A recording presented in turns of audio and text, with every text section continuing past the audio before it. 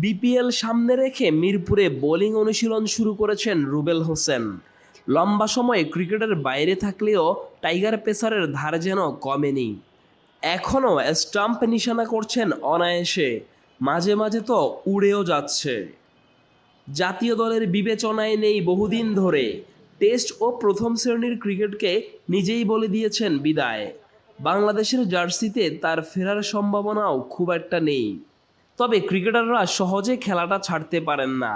রুবেল যেমন ঘরোয়া ক্রিকেটে সংক্ষিপ্ত ফরম্যাটে খেলছেন, এবারের বিপিএল ড্রাফটে দল না পেলেও শেষ মুহূর্তে তাকে অন্তর্ভুক্ত করে খুলনা টাইগার্স। মেহেদী হাসান, মিরাজ, ইমরুল কায়েসদের দলে খেলবেন বাংলাদেশের এক সময়ের অন্যতম গতিতারকা রুবেল। চলতি বছর এপ্রিলে সর্বশেষ প্রতিযোগিতামূলক ক্রিকেট খেলেছেন রুবেল প্রাইম ব্যাংকের হয়ে ঢাকা প্রিমিয়ার লিগে। প্রাইম ব্যাংকের অনুশীলন জার্সি গায়েই আজ মিরপুরে করলেন অনুশীলন।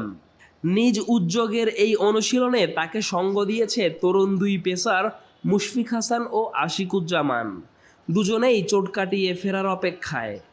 মুশফিক তাও বল হাতে নিয়েছেন, রুবেলের সাথে বেশ কিছুক্ষণ বল করেছেন।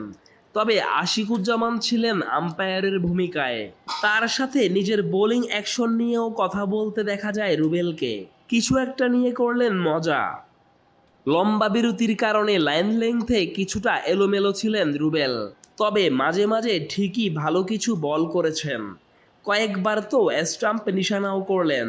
দেখে বোঝা যাচ্ছে ক্রিকেট থেকে দূরে থাকলেও প্রিয় জিনিসটা এখনও ভালোই পারেন এই ডানহাতি pacer. Nazmul Tarek, daily cricket.